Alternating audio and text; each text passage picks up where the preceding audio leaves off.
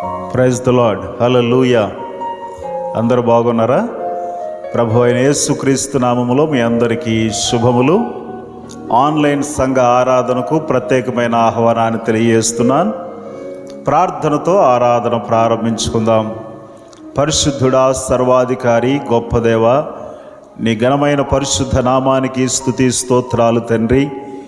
గడిచిన నెలంతా మమ్మల్ని కాపాడి భద్రపరిచి మరొక నూతన నెల మా జీవితాలకు అనుగ్రహించినందుకు మిమ్మల్ని స్తుతిస్తున్నాను ప్రభువా. ఈ ఉదయకాల సమయంలో మిమ్మల్ని ధ్యానించడానికి, స్తుతించడానికి, మీ నామాన్ని ఆరాధించడానికి మీరు ఇచ్చిన గొప్ప కృప కొరకై వందనాలు. ఈ సమయంలో ఆయా ప్రాంతాల్లో ఉండి ఈ కార్యక్రమాన్ని వీక్షిస్తున్న మా ప్రియులందరినీ దర్శించండి. నీ శక్తితో, నీ బలముతో మీరు నింపమని ప్రార్థిస్తున్నాను తండ్రి. ఎవరు ఎలాంటి అవసరతలు అక్కర్లో ఉన్నారో సమస్తము ఎరిగిన దేవుడు. ప్రతి ఒక్కరి అవసరత యేసు నామములో తీర్చబడునుగాక. పాటలు, వాయిద్యాల్లోనూ, సాక్ష్యాల్లో, ఉత్తర ప్రత్యుత్తరాల్లోనూ, వాక్య పరిచర్యలోనూ, బల్లారాధనలోనూ మీరు తోడుగుండి సహాయం చేయండి. మా అందరికి ఏక మనసు, ఏకాత్మను అనుగ్రహించమని ప్రార్థిస్తూ యేసు నామములో ఈ ప్రార్థనలు అడుగుచున్నాము తండ్రి.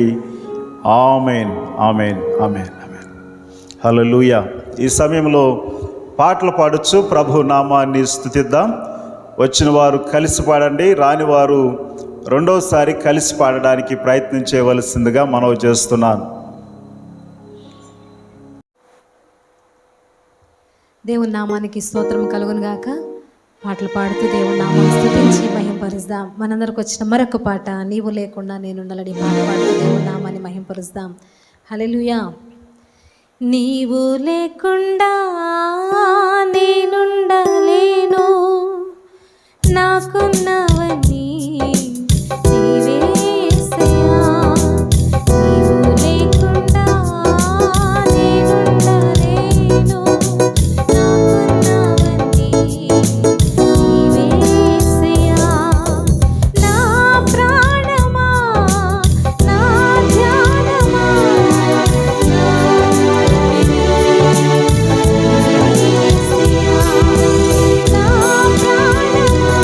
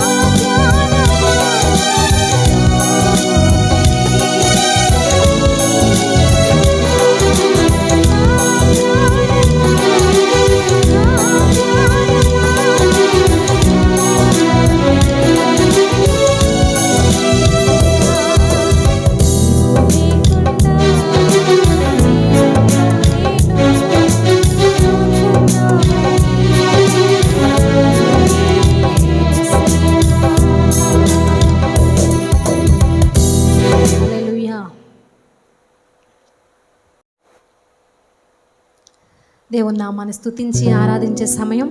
అందరము కలిసి లేచి నిలబడి దేవుని సన్నిధిలో మనస్ఫూర్తిగా 2 చేతులు ఎత్తి ఆయన నామాన్ని స్తుతించి మహింపరుద్దాం. మహోన్నతుడు ఘనతకు అర్హుడైన దేవాది దేవుని నామాన్ని స్తుతుల ద్వారా ఆయన నామాన్ని మహింపరుద్దాం. హల్లెలూయా.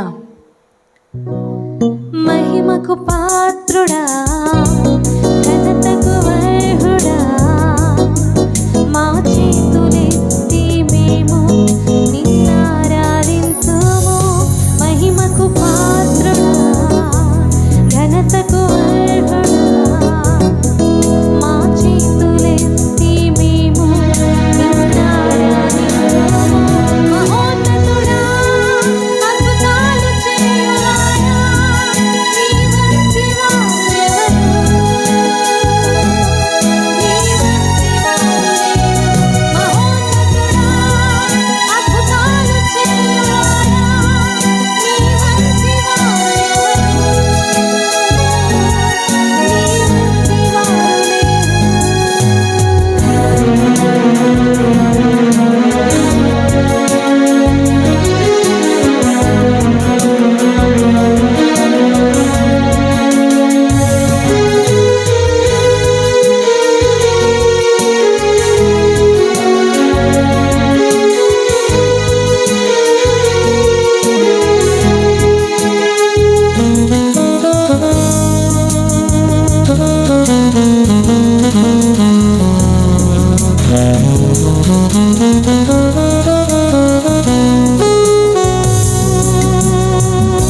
స్తుతులకు పాత్రుడా, స్తుతి చెల్లించెదం.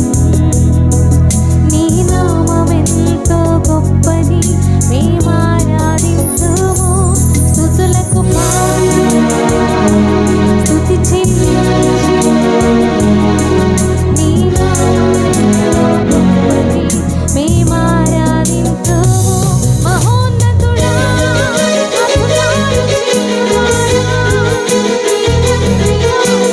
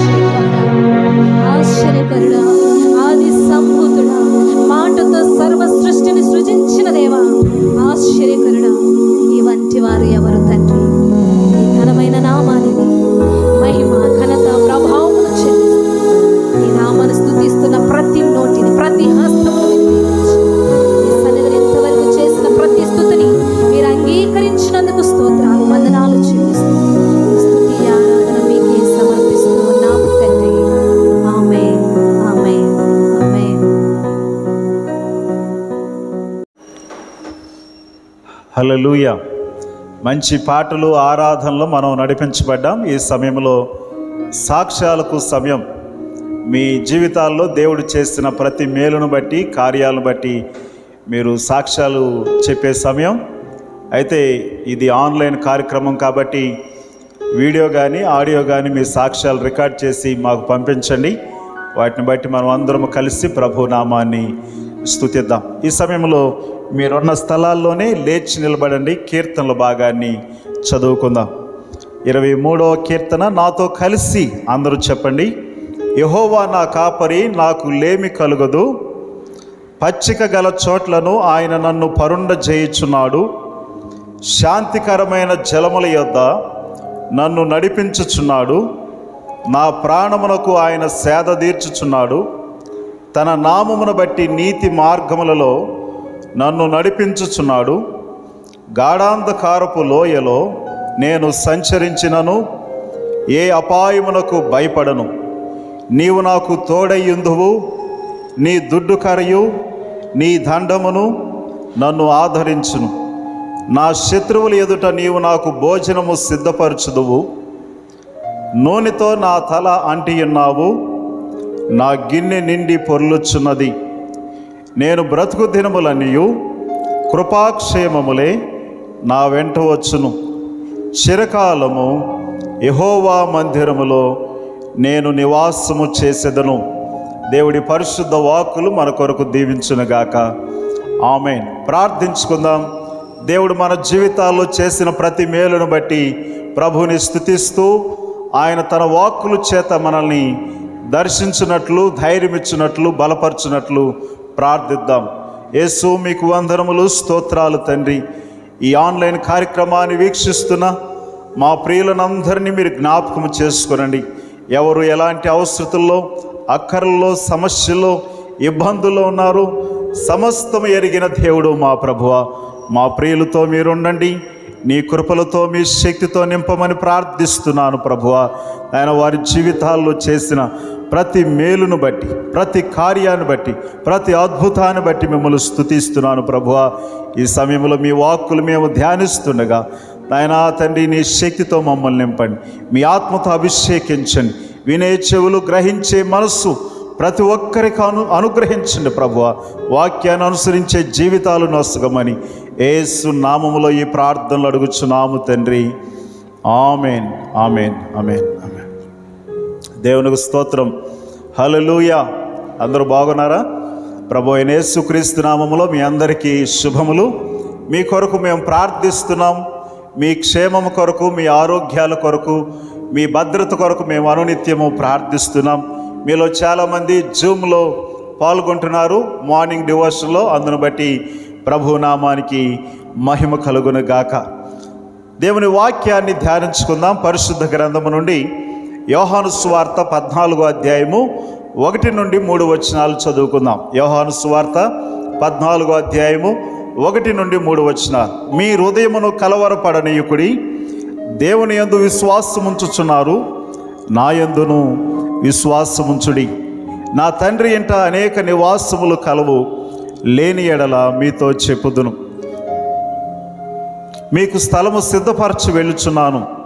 నేను వెళ్ళి మీకు స్థలము సిద్ధపరిచిన ఎడల నేనుండు స్థలములో మీరును ఉండులాగున మరలా వచ్చి నా యొద్ద నుండుటకు మిమ్మును తీసుకుని పోవుదును. దేవుడి వాక్కులు మన కొరకు దీవించునుగాక. ఆమేన్. ఈ సమయంలో దేవుని వాక్యాన్ని మనము ధ్యానిస్తున్నాం. యేసు ప్రభువారు ఆయన శిష్యులతో చెబుతున్న మాట. ఎందుకు యేసు ప్రభువారు కలవరము గురించి మాట్లాడుతున్నాడు? మీ హృదయాలు కలవరపడనీయకండి అని చెప్తున్నాడు. నేను మరలా వస్తాను, నేనుండు స్థలంలో మీరును ఉండులాగన మరలా వచ్చి నేను మిమ్మల్ని తీసుకుని వెళ్తాను అనే మాటలు యేసు ప్రభువారు మాట్లాడుతున్నారు. వాస్తవానికి ఈ శిష్యులు కలవరపడుతున్నారు, కలత చెందుతున్నారు. వాస్తవంగా మనం మాట్లాడుకోవాలి అని అంటే యోహాను సువార్త 13:33లో చెప్పినట్లు నేను వెళ్ళిపోతున్నాను అని యేసు ప్రభువారు ముందుగానే చెప్పాడు. అంత మాత్రమే కాకుండా 13:21 వచనం ప్రకారము మీలో ఒకడు నన్ను అప్పగించబోతున్నాడు అని చెప్పాడు. అలాగే అదే 13వ అధ్యాయం 38వ వచనములో పేతురు 3 సార్లు నీవు యేసును నేను ఎరుగునని బొంకుతావు అని చెప్పిన మాటలు కూడా ఆయన గుర్తు చేశాడు. అయితే ప్రియ సోదరి సోదరులారా, ఇది రాబోయే భయంకరమైన శ్రమ రాబోతుందని దీనికి అర్థం. ఒక భయంకరమైన శ్రమ రాబోతుంది. ఆ శ్రమకు ఇది గుర్తుగా ఉన్నట్లు మనం చూస్తున్నాం. ఈ మాటలు గుర్తుగా ఉన్నట్లు మనం చూస్తున్నాం. అయితే యేసు కొరకు వారు అన్నీ విడిచి వచ్చారు, యేసు కొరకు అన్నీ వదులుకున్నారు. అయితే ఇప్పుడు ఒంటరిగా వారు విడవబడుతున్నారు. ఇప్పుడు వరకు యేసు వారితో ఉన్నాడు, ఇప్పుడు వరకు యేసు వారితో మాట్లాడాడు, వారిని ధైర్యపరిచాడు, వారితో అన్ని విషయాలు పంచుకుంటూ ఉన్నాడు. అయితే ఈ సమయంలో వారు కలవరపడుతున్నారు. ఎందుకు అనంటే ఇప్పుడు ఆయన వెళ్ళిపోతున్నాడు, వీరు ఒంటరిగా ఉంటున్నారు. ఏంటి వీరు భయము అనంటే ఈ యూదులు అందరూ కూడా ఈ శిష్యులను హింసిస్తారేమో, బాధ పెడతారేమో, భయపెడతారేమో, పట్టుకుని హింసించి చంపుతారనేది ఈ యొక్క శిష్యుల యొక్క కలవరం. అయితే సోదరి సోదరులారా, అయినప్పటికీ కలవరపెట్టినప్పటికీ మీరు కలత చెందవద్దు, భయపడవద్దు, బాధపడవద్దు. నేను మీ కొరకు స్థలము సిద్ధపరచి వెళుచున్నాను, మరలా వస్తాను, నేనుండు స్థలంలో మీరును ఉండులాగిన మిమ్మల్ని తీసుకుని వెళతాను అని యేసు ప్రభువారు చెప్తున్నాడు. ప్రియ సోదరి సోదరులారా, యేసు వారిని వదిలి వెళుతున్నప్పుడు ఆ శిష్యులు ఎలాగైతే కలవరపడ్డారో, భయపడ్డారో, హింస వస్తుంది, బాధ వస్తుంది, శ్రమ వస్తుంది అని ఆ శిష్యులు ఎలాగైతే భయపడి బాధపడ్డారో, ఈ మాటలు వింటున్న సోదరి సోదరులారా, బహుశా మీరు ఏ విషయంలో కలత చెందుతున్నారో, ఏ విషయంలో బాధపడుతున్నారో, ఏ విషయంలో కలవరపడుతున్నారో నాకు తెలియదు. కానీ దేవుని వాక్కులు మనకి చెప్పే ప్రకారము మనము ఆయనను బట్టి ధైర్యం తెచ్చుకోవాలి, ఆయనను బట్టి మనం బలపరచబడుతూ ఉండాలి. అయితే యేసు ఈ కలవరానికి విరుగుడు కూడా లేఖన భాగంలో తెలియజేశాడు. నీ కలవరం ఏదైనప్పటికీ, నీ కలత ఏదైనప్పటికీ, నీ బాధ, నీ శ్రమ ఎంతటిదైనప్పటికీ దానికి విరుగుడు పరిశుద్ధ గ్రంథములో ఉన్నది. మొదటి విరుగుడు గురించి మనం నేర్చుకుందాం. మన హృదయం నుండి వచ్చే ఆ విచారం, ఆ కలవరం పోయి మనము సంపూర్ణ సంతోషముతో, సంపూర్ణ ఆనందము, సమాధానముతో ప్రభువుని స్తుతించాలి అనంటే ఒకటే ఒక మార్గము, ఆయన యందు మనము విశ్వాసం ఉంచాలి, యేసుక్రీస్తునందు విశ్వాసం ఉంచాలి. ఆ లేఖన భాగంలోనే మనం చదువుతున్నాము. ఆ మాటను చదువుకుందాం. దేవుని యందు విశ్వాసం ఉంచుచున్నారు, నా యందును విశ్వాసం ఉంచుడి. దేవుని యందు విశ్వాసం ఉంచుచున్నారు, నా యందు కూడా మీరు విశ్వాసం ఉంచండి. యూదులందరూ దేవుని యందు ఎలాగైతే విశ్వాసం ఉంచారో, శిష్యులు యేసునందు విశ్వాసం ఉంచాలి అనే మాట ఆ లేఖనం మనకు తెలియజేస్తూ ఉన్నది. ప్రియ సోదరి సోదరులారా, యేసు ప్రభు ఆయన శిష్యులను ఒక మాట అడుగుతున్నాడు. ఏమిటా మాట అనంటే అది చిన్న మాట కాదు, అది మామూలు మాట కాదు. ఆ మాట ఎంత గొప్పది అనంటే ఆయన ఒక నేరస్తుడిగా సిలువలో వేలాడాడు. అంత మాత్రమే కాదు, బలవంతుడైన బలిష్ఠుడైన యేసు శిష్యుల పాదాలు కడిగాడు. అంత మాత్రమే కాదు, ఒక నేరస్తునిగా చంపబడ్డాడు. ఆ నేరస్తుడిగా చంపబడిన దాసునిలాగా పాదాలు కడిగిన యేసయ్య శిష్యులతో చెబుతున్న మాట ఏమిటంటే, నా యందును విశ్వాసం ఉంచండి, నా యందును విశ్వాసం ఉంచండి. దేవుని యందు మీరు ఎంతైతే విశ్వాసం ఉంచుతున్నారో నా యందును మీరు విశ్వాసం ఉంచండి అని యేసు ప్రభు చెప్తున్నాడు. అవును కదా, వాస్తవమైన విషయం. ఎందుకు అనంటే మనం చాలాసార్లు బలమైన వ్యక్తులు, ఉన్నతమైన వ్యక్తులు, గొప్ప వ్యక్తులు ఎల్లా విశ్వాసం, నమ్మకం కలిగి ఉంటాం. కానీ ఇలాంటి వ్యక్తి పట్ల మనం విశ్వాసం, నమ్మకం కలిగి ఉండడము అసాధ్యమైన పని. ఎందుకంటే మనం ఆశించినది జరగకపోతే మన విశ్వాసాన్ని మనం కోల్పోతాం.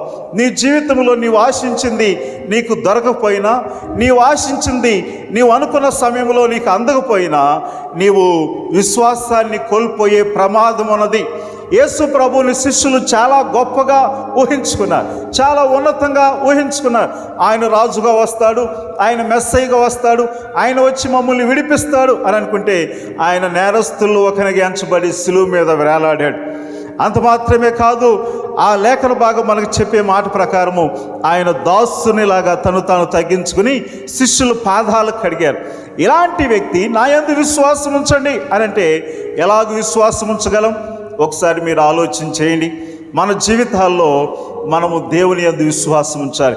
ఇవన్నీ మన పాప ప్రాయశ్చిత్తం కొరకు యేసు చేశాడు. అంత మాత్రమే కాదు, ఆయన లాగా మనం ఉండడానికి మనకు ఒక మాదిరిని ఉంచి శిష్యుల పాదాలు కడిగాడు. ఎవరైతే హెచ్చించబడాలనుకుంటారో వారు తగ్గించబడాలి, విధేయత చూపించాలని యేసు ప్రభువారు తన జీవిత విధానము ద్వారా మనకు నేర్పించాడు. అవును కదా సోదరి సోదరులారా, మీ జీవితాల్లో కలవరాలు, మీ జీవితాల్లో భంగపాటులు, మీ జీవితాల్లో కలత, మీ జీవితాల్లో ఉన్న విచారం పోవాలి అనంటే యేసు యందు మన విశ్వాసం ఉంచాలి. ఆయన మన విశ్వాసమును కర్త. ఆయన వైపు మనం చూస్తున్నప్పుడు ఈ కలవరము, ఈ భంగపాటు, ఈ విచారం అన్నీ కూడా అవి చాలా తక్కువగా మనకు కనిపిస్తూ ఉంటాయి.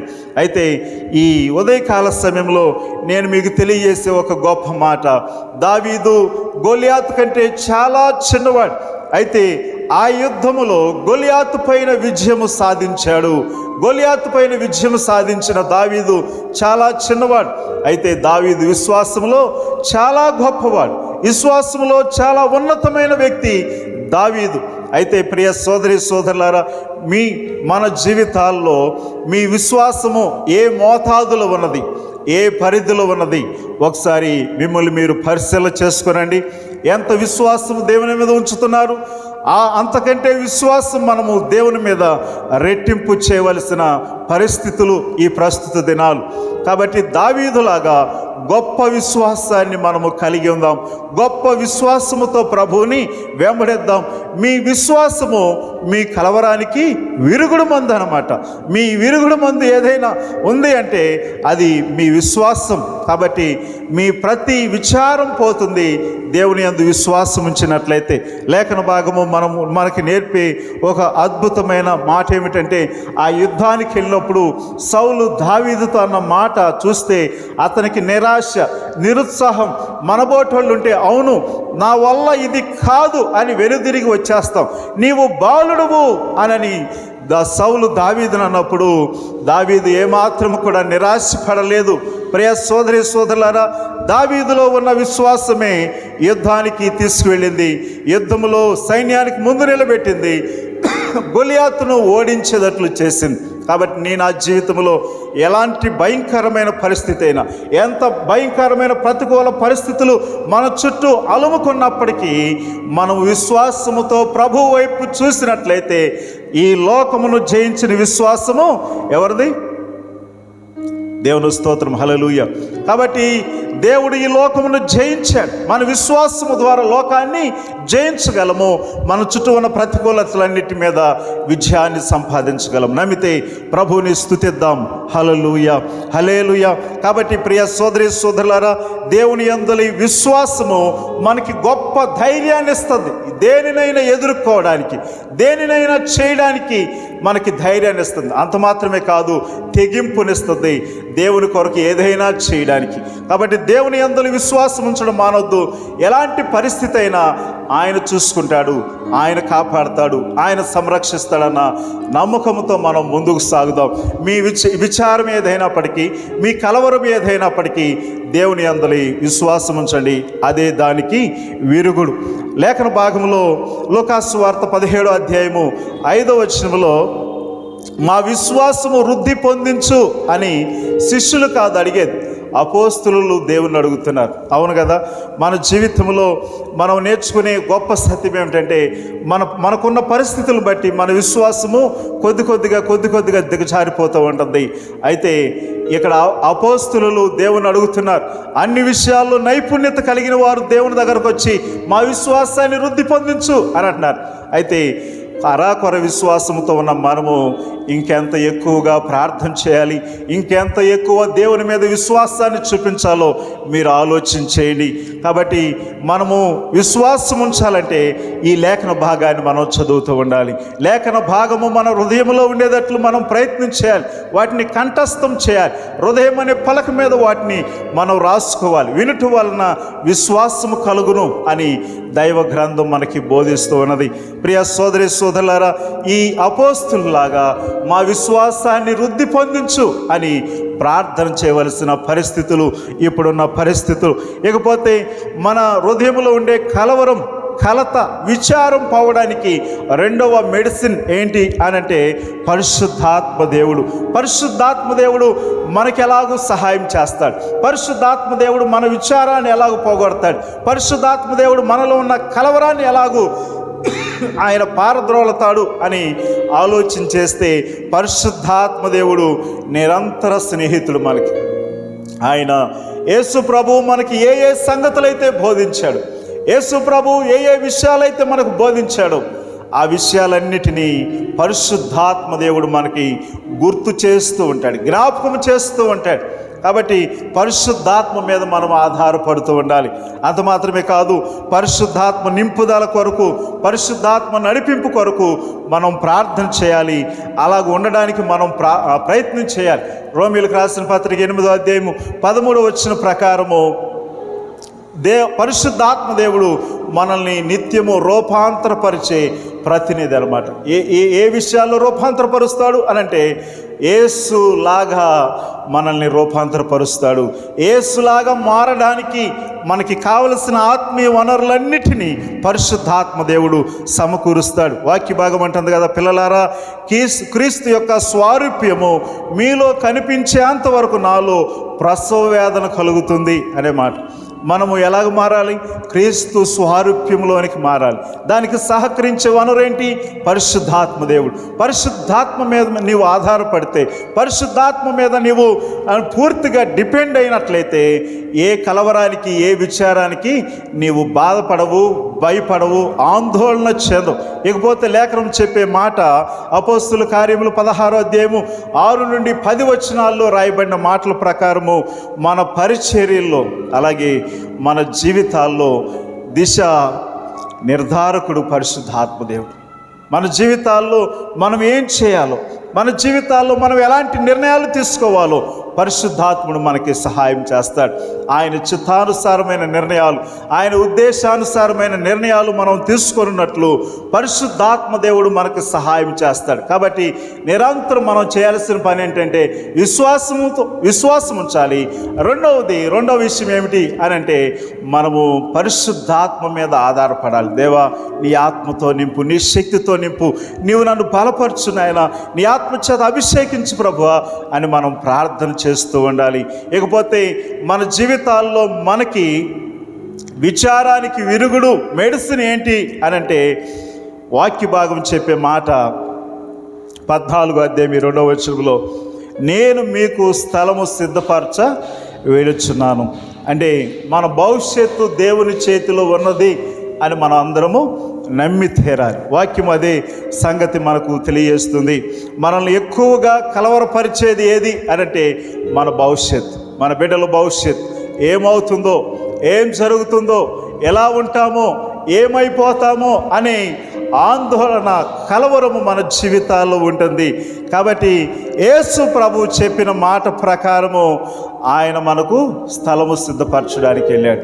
ఆయన ఉండే స్థలములో మనము ఉండులాగన మరలా వచ్చి ఆయన మనల్ని తీసుకుని వెళతాను అని చెప్తున్నాడు. ప్రియ సోదరి సోదరులారా, ఈ లేఖన భాగము మనకి తెలియజేసి ఒక అద్భుతమైన సత్యం ఏమిటి అనంటే క్రీస్తు పరలోకానికి వెళ్ళడం ఎంత ఖచ్చితమైనదో, ఆయన యందు విశ్వాసం ఉంచిన వారందరినీ ఆయన మరలా వచ్చి తీసుకుని తండ్రి దగ్గర ఉంచడము అంతే ఖచ్చితమైనది. కాబట్టి ఈ వాక్యాలు వింటున్న నీవు నేను ఆయన రాకడ ఒకటి ఉన్నది అని మర్చిపోవద్దు. ఆయన రాకడ ఒకటి ఉన్నది. ఆయన మరలా వచ్చి అనే మాట రెండవ రాకడకు సూచన ఉంది. రెండవ రాకడకు సిద్ధంగా ఉన్నావా సోదరి సోదరుడా? ఈ యొక్క కష్టకాలాల్లో, ఈ భయంకరమైన పరిస్థితుల్లో రాకడకు నేను ఎలాగూ సిద్ధపడగలనండి? రాకడకు సిద్ధపడడానికి కావలసిన వనరులు నా దగ్గర లేవండి, అనుకూలత లేదండి అని నువ్వు మాట్లాడవద్దు. కానీ ఎన్నో వనరులు పరిశుద్ధాత్మ దేవుడు నీ చుట్టూ ఉంచాడు. వాటిని గ్రహించి ఆ వనరులను నువ్వు ఉపయోగించుకొని ఆయన రాకడకు సిద్ధపడడము చాలా ప్రాముఖ్యమైన పని. యేసు ప్రభువారు చెప్పిన మాట ఏమిటంటే, నా యొద్ద ఉంచుటకు అనే మాట. అంటే సంఘము ఎత్తబడే దానిని సూచిస్తుంది అన్నమాట. సంఘము ఎత్తబడే దాన్ని సూచిస్తుంది.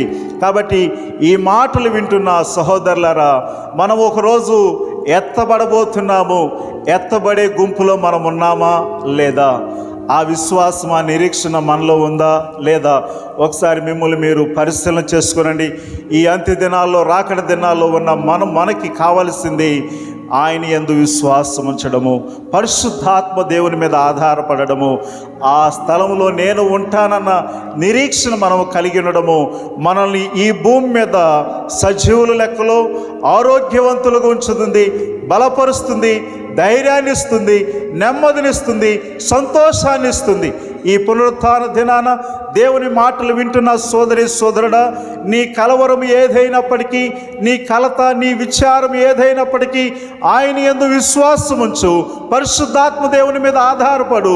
అంత మాత్రమే కాదు, యేసుతో పాటు ఆ స్థలములో నేను ఉండబోతున్నానన్న నిరీక్షణ కలిగి ఉండు. ఒకరోజు దేవునితో పాటు ఉంటావు, బహుమానాలు స్వతంత్రించుకుంటావు, నిత్య సంతోషాన్ని స్వతంత్రించుకుంటావు. అలాంటి కృప పరిశుద్ధాత్మ దేవుడు మనందరికీ అనుగ్రహించునుగాక. ఆమేన్, ఆమేన్. ప్రార్థన చేద్దాం.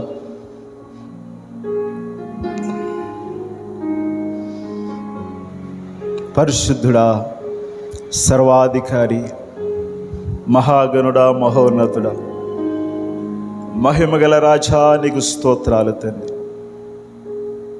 శిష్యులు కలవరపడుచున్నప్పుడు, విచారముతో ఉన్నప్పుడు మీ హృదయాలు కలవరపడనీయద్దు.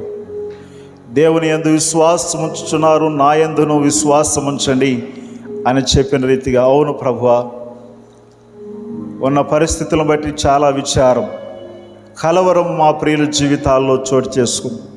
వారి కుటుంబాల్లో జరిగిన సంఘటనలు కావచ్చు, మా ప్రభువా, వారి జీవితాల్లో జరిగిన, ఉద్యోగాల్లో జరిగిన సంఘటనలు ఏవైనప్పటికీ వారిలో ఉన్న విచారాన్ని, కలవరాన్ని తొలగించండి. ఎందుకంటే నీ యందు మేము విశ్వాసం ఉంచుతున్నాం. పరిశుద్ధాత్మదేవా, నీ మీద మేము ఆధారపడుతున్నాం. ప్రభువా, మాకు స్థలము సిద్ధపరిచే దేవుడు, మరలా వచ్చి మమ్మల్ని తీసుకువెళతారన్న నిరీక్షణ మాకున్నది. ఈ నిరీక్షణ మమ్మల్ని సిగ్గుపరిచేది కాదు.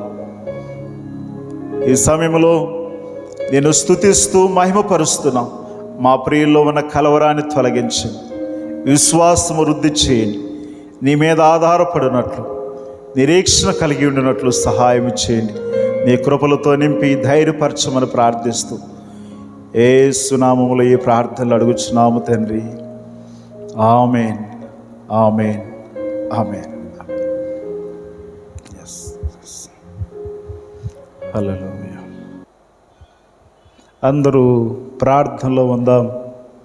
ప్రభు అయిన యేసు నిన్ను ప్రేమించి, మనల్ని ప్రేమించి పరలోకము నుండి భూమి మీదకి దిగి వచ్చి నా పాపాలు, మానవులందరి పాపాలను ఆయన కలువరి సిలువలో భరించాడు. ఎవరైతే ఆయన యందు విశ్వాసం ఉంచి సిలువ కార్యాన్ని నమ్ముతారో వారందరూ వారి పాపాలను బట్టి విడుదల పొందుతారు. పాపాలను బట్టి పశ్చాత్తాపడి ఆయన యందు విశ్వాసం ఉంచగలిగినట్లు ఇతరుల కొరకు కూడా మనం ప్రార్థన చేయాలి. యేసు ప్రభువారు ఆయన చెప్పిన మాటను జ్ఞాపకం చేసుకుందాం. నేను వచ్చు వరకు దీనిని చేయుడి. ఆయన ఆజ్ఞను మనం పాటిస్తున్నాం. మీరు ముందుగానే సిద్ధపరచుకొని ఉన్న బ్రెడ్ అలాగే వైన్ని మీ దగ్గరకు తీసుకునండి. ప్రార్థన చేసి ఈ బలలో పాలు పంపులు పొందుదాం. పరిశుద్ధుడు అయిన తండ్రి, గొప్ప దేవా, ఈ బలను మేము సమీపిస్తుండగా నీ శక్తితో మమ్మల్ని నింపండి, బలపరచండి నాయన. మీరు వచ్చు వరకు ఈ క్రమమును మేము పాటించినట్లు సహాయం చేయండి. ఈ సమయంలో మా ప్రియులందరూ ఈ బలలో ఏకీభవిస్తుండగా నాయనా మీరే తోడుగుండి సహాయం చేయండి. నీ శక్తితో నింపండి, బలపరచండి ప్రభువా. నీ రాకడ కొరకు సిద్ధపరచమని ప్రార్థిస్తున్నాను. నేను స్తుతిస్తున్నాను. ఈ రొట్టెను బట్టి ఈ ద్రాక్ష రసమును బట్టి మీకే మహిమ ఘనత ప్రభావములు ఆరోపిస్తూ యేసు నామములో ఈ ప్రార్థనలు అడుగుచున్నాము తండ్రి, ఆమేన్. అందరూ ప్రభు శరీరానికి సాదృశ్యమైన రొట్టెను తీసుకొనండి. అందరము కలిసి ఆయన శరీరాన్ని భుజిద్దాం. ఆ ప్రకారమే భోజనమైన పిమ్మట ఆయన ఒక పాత్రను ఎత్తుకుని, ఇది నా రక్తము వలనైన క్రొత్త నిబంధనను తెలియజేసును. ప్రభు రక్తానికి సాదృశ్యమైన ద్రాక్ష రసాన్ని అందరము కలిసి పానము చేద్దాం.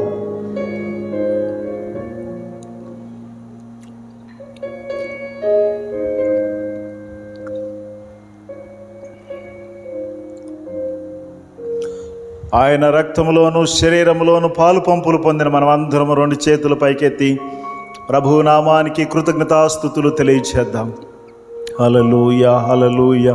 ప్రభువా మీకు వందనాలు, స్తోత్రములు. ధవళవర్ణుడా, గొప్ప దేవా, మీరిచ్చిన ఆధిక్యతను బట్టి, మీరిచ్చిన కృపను బట్టి, మీరిచ్చిన ధన్యతను బట్టి, మీరిచ్చిన భాగ్యాన్ని బట్టి స్తోత్రాలు. దూర ప్రాంతాల్లో ఉండి కూడా ఈ బలలో ఏకీభవించిన మా ప్రియులందరినీ దీవించండి. ఆరోగ్యాలతో, శక్తితో, బలముతో నింపి నాయనా నీ రాజ్య వ్యాప్తి కొరకు వాడుకోమని ప్రార్థిస్తూ యేసు నామములో ఈ ప్రార్థనలు అడుగుచున్నాము తండ్రి, ఆమేన్, ఆమేన్, ఆమేన్. ముగింపు ప్రార్థన చేద్దాం. మీ ప్రార్థన అవసరతలు మాకు SMS ద్వారా కానీ వాట్సాప్ ద్వారా కానీ పంపించాల్సిందిగా మనవి చేస్తున్నాను. అలాగే దూరదేశాల్లో, దూర ప్రాంతాల్లో ఉన్న మన ప్రియులు ఆరోగ్యం కొరకు, భద్రత కొరకు మీరు ప్రార్థన చేయండి. అలాగే ఈ కార్యక్రమము ఇలాగ వస్తుంది కాబట్టి 11 గంటలకి జూమ్ ఆరాధన కూడా ఉంటుంది.